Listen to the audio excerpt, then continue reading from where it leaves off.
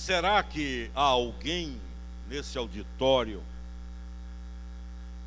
ou dentre os que me veem pela internet, será que há alguém que jamais sofreu tentação? Será que há alguém que nunca foi tentado? Obviamente a resposta é clara: não. 100% dos seres humanos que viveram, que vivem e que viverão sobre o planeta Terra foram, são e serão tentados. Esse texto nos apresenta essa verdade, porque aqui é o próprio Jesus que é pressionado por um leque de tentações. Há uma diferença teológica entre provação e tentação. A Bíblia diz que Deus não tenta, porque teologicamente o alvo da tentação é o fracasso, é provocar o fracasso, é criar armadilhas, é tornar o caminho escorregadio. Para falar de uma forma bem clara, tentar é oferecer uma boa isca. Provação, teologicamente, é outra coisa. É um teste para aprovação, para fortalecimento. É por isso que o apóstolo Paulo diz a respeito de alguns que trabalhavam com ele, são homens que foram provados e aprovados. De modo que Deus nos prova visando nosso aperfeiçoamento, nosso crescimento e nosso amadurecimento. No entanto, Ele não tenta. A própria Bíblia diz sem nenhum tipo de rodeio e com toda clareza: Deus a ninguém tenta. Porque o poder e a soberania de Deus trabalham por nós e não contra nós. Se Deus tivesse prazer em uma queda, em um fracasso, Ele não seria Deus, seria um demônio. Essa divindade justiceira, que coloca o indivíduo contra a parede, aperta contra a cerca e explora a sua própria impotência como ser humano, esse não é o Deus da Bíblia. O Deus da Bíblia é aquele que de verdade às vezes nos prova, nos testa, para que haja aprovação, crescimento e uma caminhada sadia na direção da maturidade. Portanto, a primeira coisa que nós precisamos aprender numa manhã assim é que tentação não é pecado. Jesus foi tentado. Também o lugar onde se dá a tentação. No caso dele, o deserto da Judeia, e ali era um lugar seco, sem refúgio, para onde perseguidos fugiam, porque até os que perseguiam tinham seus limites, tinham receio de entrar de uma forma mais aguda no deserto. É um lugar infestado de perigos, de feras, de escorpiões, de morte que espreita. Também o deserto apavora, porque é um lugar onde não há caminhos visíveis. Os beduínos, eles viajam no deserto, eles conhecem os caminhos, eles sabem as rotas, mas se colocar qualquer um de nós ali, que vai depender da visualização do caminho, da rota, nós estaremos perdidos, porque uma das características de um deserto verdadeiro é que você não consegue ver caminhos. E também o deserto é um lugar solitário, cheio de uivos, de sons, ações próprios, específicos, assim como a noite tem seus sons característicos. O deserto tem todo um conjunto de sons próprios de deserto, sons que só são ouvidos no deserto. Eu já disse várias vezes que eu tenho um fascínio muito grande para o deserto. Desde jovem, aprendi a ver beleza em deserto. Viajei por vários desertos no mundo. E numa dessas viagens eu estava no norte do Saara e fui a uma tenda de beduíno para tomar um chá. E ele disse, era um rapaz com 28 anos, já casado, 4 esposas, a lei islâmica permite. E ele me disse, espere um pouco que eu vou convidar alguns amigos. E eu olhei ao redor, não havia nada, até onde o olho avistava, eu não conseguia vislumbrar nada. E eu disse, como é que você vai chamar seus amigos? Eu não vejo ninguém por aqui. Não havia eletricidade, não havia telefone, não havia nada. E eu lembro que ele tomou um instrumento de couro pequeno que lembrava um pandeiro e começou a tamborilar aquilo. E eu disse, e você acha que a essa distância vão ouvir? Eles se ouvem, porque esse som, em razão do silêncio do deserto, ele chega a ser ouvido a 10, 15, 20 quilômetros daqui. E de fato, não demorou muito, alguns começaram a surgir, e aí pelas 5 da tarde tomamos juntos um chá naquela tenda, num pôr do sol do norte do Saara. Quando nós vivemos o nosso deserto, interiormente essas características surgem. É um lugar de sequidão, é um lugar de ausência de alimento, é um lugar onde nos tornamos frágeis, carentes, ainda que estejamos dentro de casa, ainda que estejamos na companhia de pessoas que fazem parte da rotina. A alma que vive ou que está em deserto, ela sente-se sedenta. É um lugar ou um estado de alma onde nos sentimos ameaçados por perigos que nos circundam e que são hipertrofiados pelo estado de alma que se vive. Começamos a ver, a imaginar, a concluir, a decodificar coisas que não têm nada a ver com a nossa vida. Começamos a ser atingidos por realidades, entre aspas, que não são palpáveis. E também, quando estamos em deserto de alma, nós não vemos saída. As saídas que antes pareciam óbvias, visíveis, palpáveis, lógicas, de repente somem, e para os problemas, às vezes, tidos como mais triviais, nós não conseguimos imaginar por onde sair, que caminho tomar, porque deserto é assim. E também, quando estamos vivendo o deserto da alma, nós começamos a ouvir coisas, a ouvir vozes do ponto de vista psicológico, sugestões que via de regra chegam para desanimar, induções malignas. São coisas que querem nos levar até a autodestruição, porque são vozes muito características de um estado de deserto. Agora, o impressionante nisso é que o deserto é pedagógico. A gente aprende no deserto. O Dr. Charles Spurgeon foi um dos maiores pregadores americanos e depois andou pela Inglaterra e era conhecido como o príncipe dos pregadores. Spurgeon disse: quando a aula é no escuro, aí é que eu aprendo. Ou seja, quando a coisa fecha, como há uma frase muito comum, né? Quando o tempo fecha, quando a gente fica cego para a saída, diz Spurgeon, nesse momento, nessas aulas, é que o meu aprendizado é bom. O deserto nos ensina. O deserto não é prioritária e determinantemente um lugar de derrota, de morte. O deserto pode ser um lugar de vitória e um lugar de vida e de superação em nome do Senhor Jesus Cristo.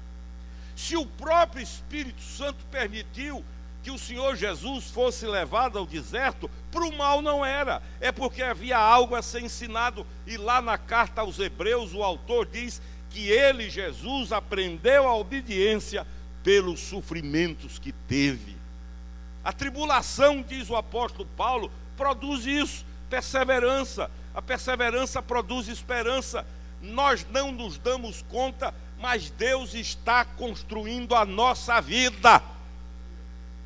É que nós somos muito induzidos a caminhar pelas sensações, pelas aferições humanas, pelos valores humanos. No entanto, por mais que não sintamos, como diz o Caio, seja a palavra de Deus verdadeira e Caio Fábio mentiroso. Ainda que eu sinta contra a palavra, prevaleça a palavra, diz ele. Uma vez ele escreveu um texto sobre minha vida, e lá para as tantas ele disse assim: gosto de ver uma coisa em você, é que a palavra lhe atinge, você acata a palavra a seu favor ou contra você. O reverendo Antônio Elias dizia: a melhor coisa da vida é quando a palavra de Deus dá um soco no nosso queixo, quando ela nos nocauteia, quando ela nos joga no chão, e aí nós percebemos que as opiniões pessoais, as iniciativas humanas já não surtem efeito, e nesse instante nos tornamos dóceis, porque o deserto também tem a função de nos amansar, de nos aquietar, de nos fazer olhar para um lado e para o outro e não ver saída. E aí, quando não há saída para um lado, para o outro, para frente ou para trás, nós imediatamente começamos a entender que temos que olhar para cima, porque a única saída está para cima. O Senhor Jesus é tentado em 3 momentos de sua vida: a concupiscência da carne, que é o que a Bíblia nos fala, isso é, os desejos, no caso dele a fome, 40 dias sem comer e sem beber, e ele não era faqui, não era iogue, ele está há 40 dias sem saber o que é pôr na boca um pedaço de pão ou uma gota d'água, e nas horas de escassez é que as tentações se tornam superlativas. Quem não ganha carinho vai querer transformar pedra em pão, ou vai aceitar pão, pedra, pensando que é pão de quem oferecer. Quem não ganha compreensão de quem deve compreender, vai viver uma inanição tão grande que na primeira proposta para transformar pedra em compreensão, vai transformar.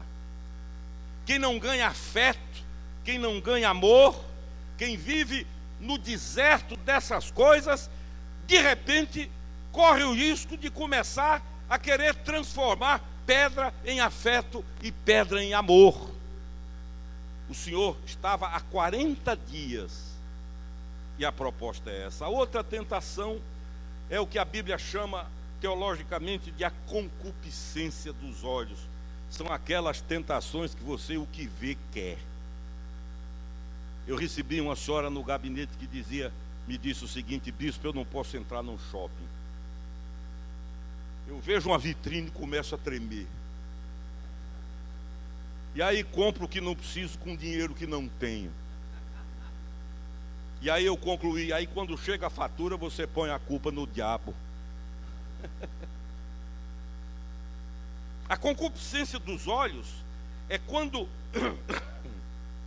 perdão, a sensatez é dinamitada pelo desejo do que se vê. É por isso que construíram um ditado que diz assim: o que o olho não vê, o coração não sente. De fato, o inimigo sabe da força que há no olhar, aquilo que se vê. Imediatamente há uma conexão entre o olhar, a mente, o coração, e a pessoa então faz essa ligação, deseja, e daí para frente ela vai buscar todas as oportunidades possíveis e imagináveis que a inteligência dela puder criar para que os olhos sejam satisfeitos, ainda que depois os olhos chorem lágrimas amargas. É isso que ele faz com o Senhor Jesus. Ele leva Jesus ao pináculo do templo O pináculo do templo era a esquina, até hoje está lá. São 75 metros de altura. E ele diz: se tu és o Filho de Deus, pula. E a soberba da vida. A Bíblia diz que a soberba precede a ruína. Eu costumo dizer que a soberba é como a ala de frente de uma escola de samba chamada ruína. Lá vem a escola de samba da ruína. Quem abre alas é a soberba. É quando o indivíduo se vê maior do que é. Eu sou o bom, eu sou o tal. Eu sou o absoluto, os outros são relativos. É o Zé Bonitinho, né? Ele se acha o tal. Ou a Maria Bonitinha, né? É quando ele olha para os outros com desdém e diz: são incompetentes. Eu tenho um sobrinho que hoje é engenheiro, mas quando ele tinha 4 para 5 anos, o avô dele, meu cunhado, ensinou.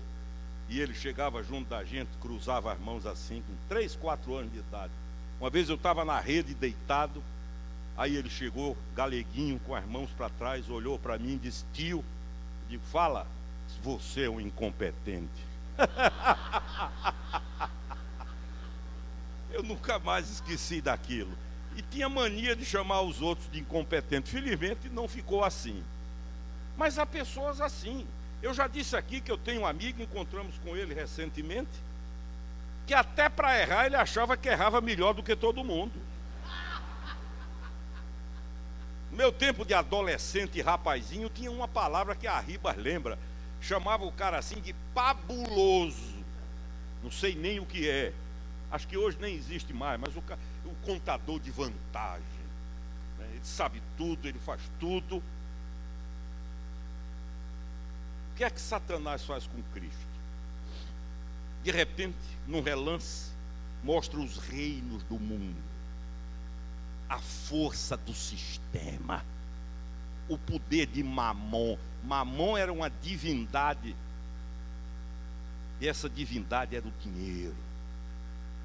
E Satanás diz ao Senhor: está aqui, se me adorar, e olha aqui para mim, aprenda isso, o que determina quem é meu Deus não é o meu palavreado, é aquele diante do qual eu assumo uma postura de curvar-me, não fisicamente.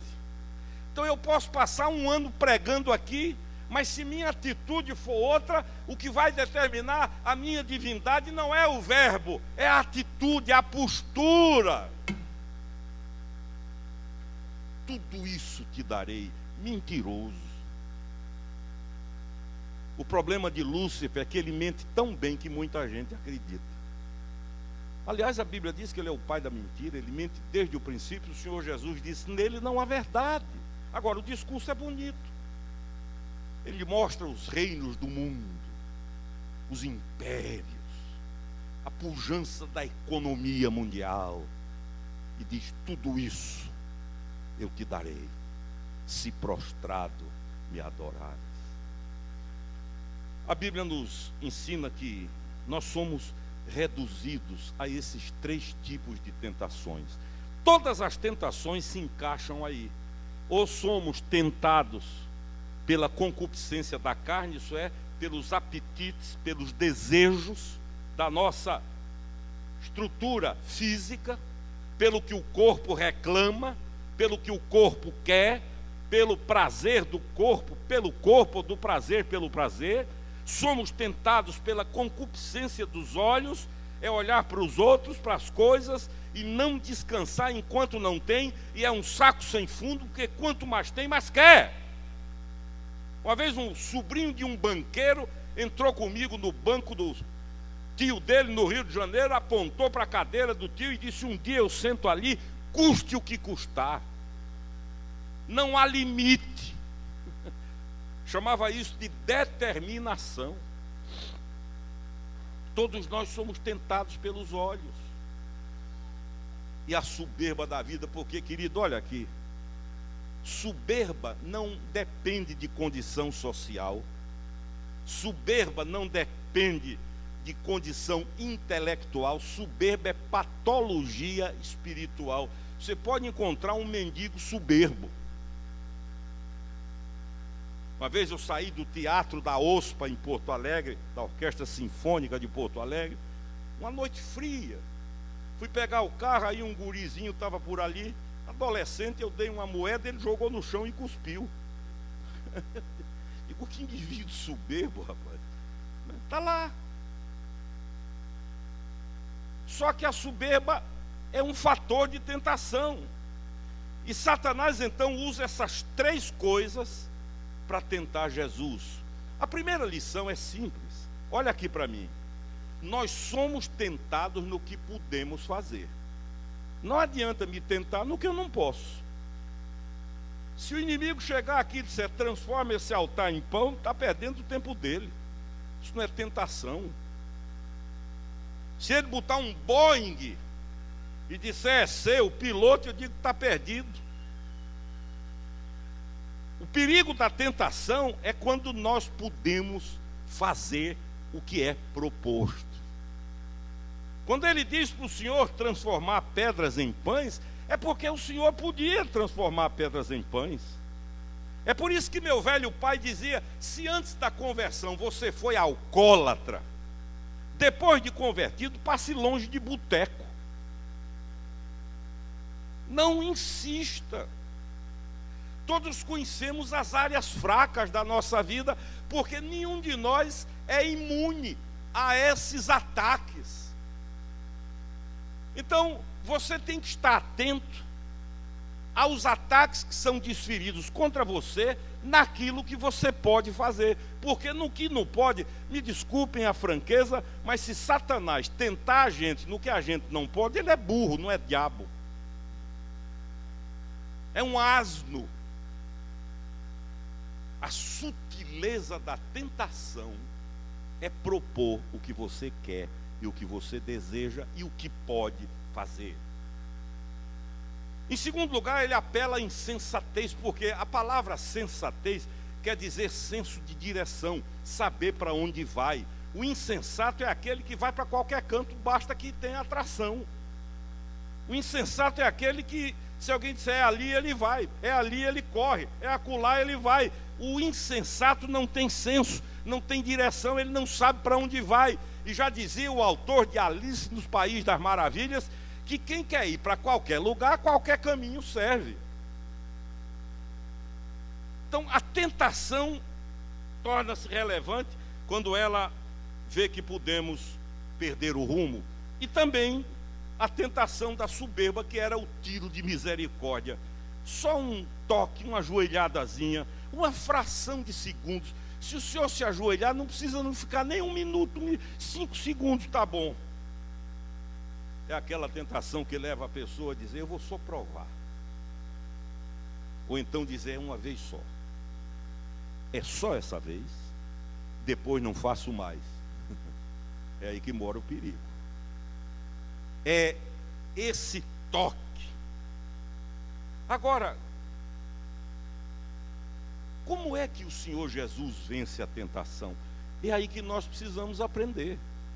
Porque se você comparar Gênesis capítulo 3 com esse Mateus capítulo 4, você vai ver que a tentação do primeiro homem foi exatamente igual à tentação dele. Um sucumbiu e outro não. Por isso que Jesus é chamado de o segundo Adão. Isso é a nova criação, um novo começo, uma nova geração de homens e mulheres formados à imagem e semelhança dele. Em primeiro lugar, ele usa a palavra.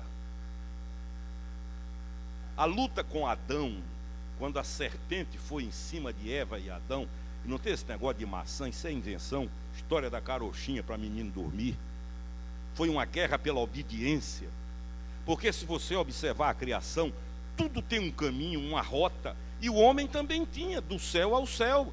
Só que nós nos perdemos no meio do caminho, perdemos a órbita. E Jesus chega para dizer, eu sou o caminho, é por aqui. Então Adão ouve a palavra de Deus, aí chega o inimigo e diz: foi assim que Deus disse? Foi. Não, não é bem assim. E aí torce. Conhece a Bíblia, mais do que muitos de nós. Seria capaz até de dar uma boa aula de Bíblia. A Bíblia diz que eles chegam a tremer, eles só não obedecem. Saber eles sabem, são bacharéis em teologia, agora não obedecem. Jesus cita, se você observar, as 3 respostas de Jesus contêm essa frase: está escrito. Não é o que eu sinto que você não vai vencer. Está escrito. Eu sinto que não tem saída, está escrito. Eu sinto que não há solução, está escrito. Eu sinto que não consigo, está escrito. Eu sinto que não vou vencer, está escrito. É a luta entre todas as circunstâncias e o está escrito. É por isso que Jesus diz: nem só de pão viverá o homem, mas de toda palavra que sair da boca de Deus. E com 100% de certeza, a única palavra saída da boca de Deus é a palavra revelada nas Escrituras. Há muita palavra de Deus lá. A Bíblia diz que os céus proclamam. Deus usa pessoas. Agora isso tudo precisa ser pesado, avaliado, se de fato a coisa é certa, é séria, é bíblica. Agora, quando você lê a Bíblia, lê a palavra de Deus, a certeza é de 100%. É por isso que a primeira forma e grandiosa forma de vencer as tentações é construir a vida sobre a palavra de Deus. E quando a fragilidade bater e o sentimento disser não dá, você diz: está escrito, dá. Já observou que nas 3 tentações Satanás trabalha com a dúvida? A dúvida é a arma dele. A Bíblia diz lá em Romanos: tudo que procede de dúvida é pecado. Isso é, não traz certeza. A dúvida é benéfica do ponto de vista filosófico, de se garimpar, de se buscar, de se aprender, de se descobrir. Mas a dúvida torna-se um mal do ponto de vista existencial. Aí a pessoa começa a ficar viciada. Vou, não vou. Não vou, vou. Como, não como. Não como, como. Compro, não, não compro. Estou convencido que não compro. Não, agora me convenci que compro. Aí, em vez de TPM, vem TPD, que é a tensão pré-decisão. Chega num estado tal de tensionamento que até decidindo errado alivia. Errou, mas pelo menos passou. A dúvida, ela estressa. Fico, não fico, vou, não vou, faço, não faço, como, não como. E o inimigo trabalha com isso porque vai estressando. A palavra estresse vem do inglês straight, significa esticar.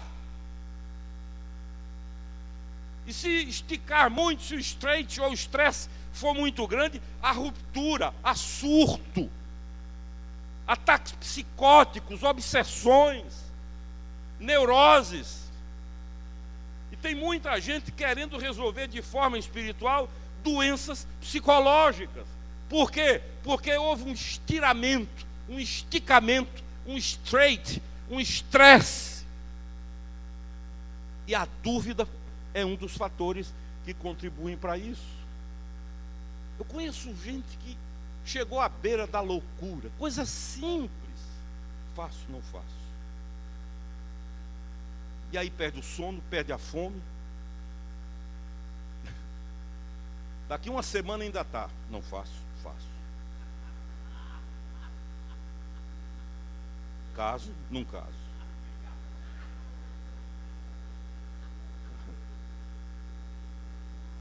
Vou, não vou. Estou convencido que não é para ir. Aí daqui a pouco, não. Cheguei à conclusão que devo ir. Isso é um inferno. E Paulo aos Romanos diz que dúvida tem esse nível patológico quando ela ultrapassa os limites da sensatez. Mas para correr, que a hora está voando, Jesus parte para o ataque. É por isso que a Bíblia diz assim: resisti ao diabo e ele fugirá de vós. Vamos repetir isso aí? Resisti ao diabo e ele fugirá de vós. Nesse confronto, quem foge é ele. Quem bate em retirada é ele. Quem vai embora é ele. Basta resistir.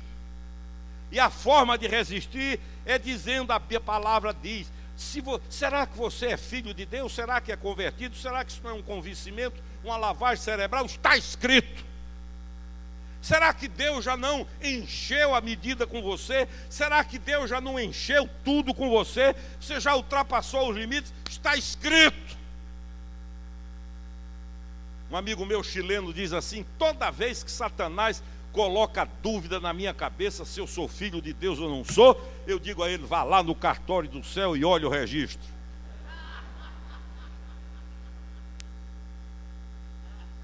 E quando ele começa a me acusar, diz esse pregador, eu lembro ao inimigo uma frase, eu digo: olha, está escrito de trás para frente com letra de sangue: o sangue de Jesus me purifica de todo o pecado.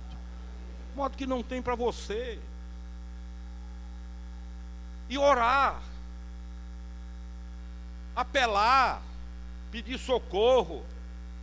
Um dos maiores homens da fé cristã foi Agostinho, bispo de Hipona, conhecido como Santo Agostinho, que disse coisas extraordinárias. As confissões dele, o livro Confissões de Agostinho, é tido como uma das maiores obras da literatura universal.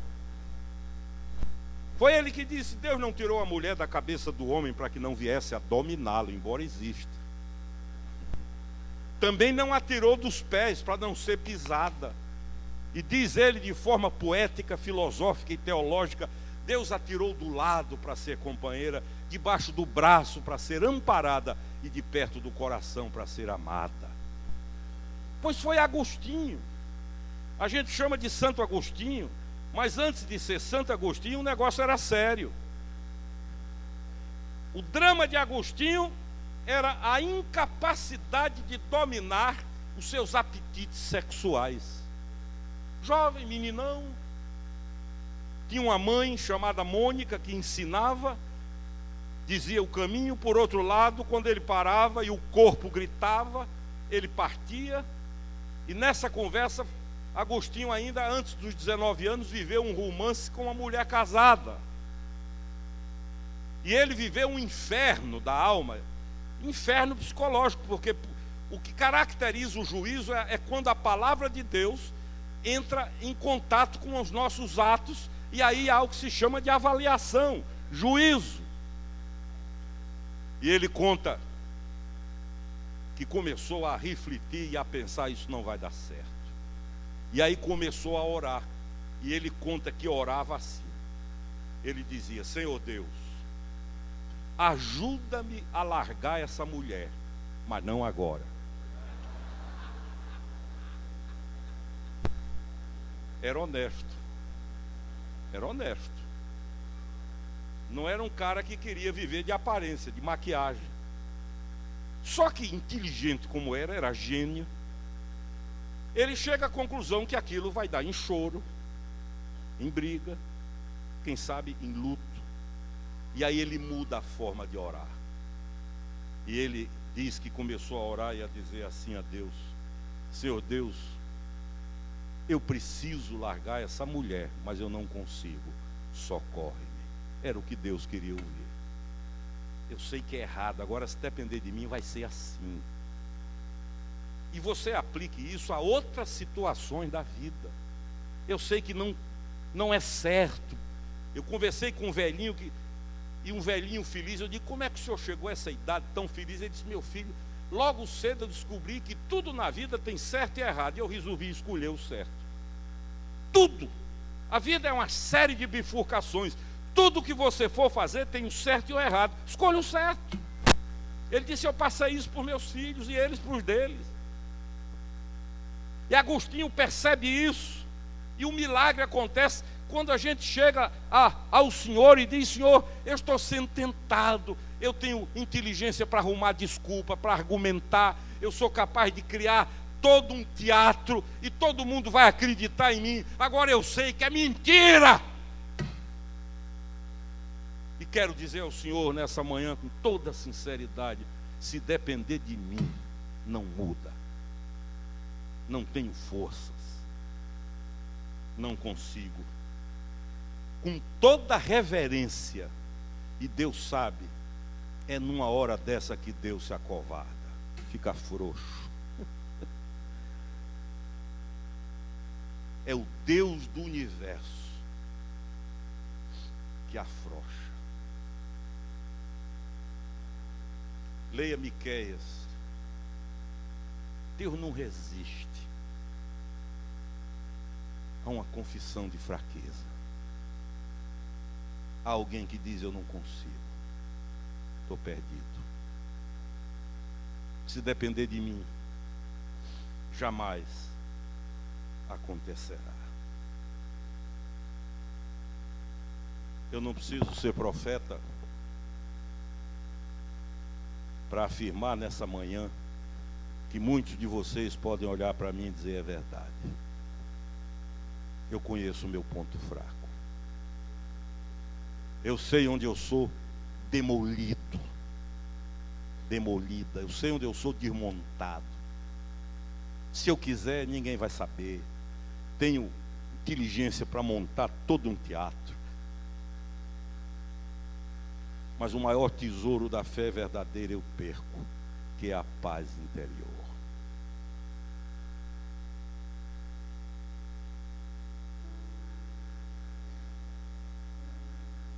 Ser tentada não é pecado. E Deus está pronto para nos socorrer, para chegar junto, para entrar na dividida junto. Basta que haja transparência para Ele. Senhor, eu estou no limite. Se o teu braço não for esticado em minha direção, eu assumo que sou um perdedor.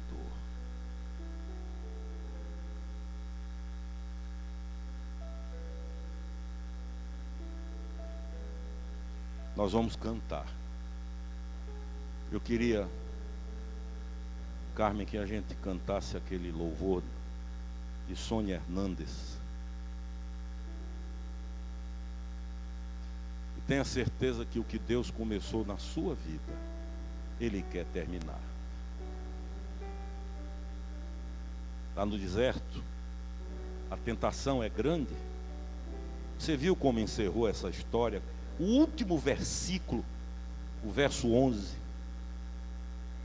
diz: e depois de ser tentado com toda sorte de tentações, o diabo o deixou e vieram os anjos e o serviram. O gozo, a alegria, o banquete. Em Hebreus capítulo 2, verso 18, está escrito uma das coisas que eu mais amo na Bíblia.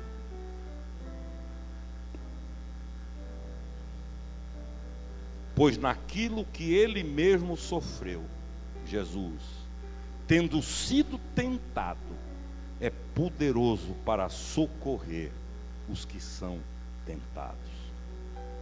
E Hebreus 4:15, porque não temos sumo sacerdote, que é Cristo, que não possa compadecer-se das nossas fraquezas, antes foi Ele tentado em todas as coisas, à nossa semelhança, mas sem pecado.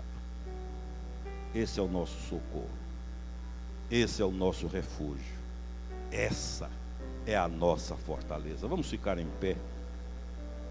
E nós queremos orar nessa manhã por aqueles que num rasgo de honestidade dizem: Senhor, socorre, ajuda-me. Não me deixes confiar no meu braço.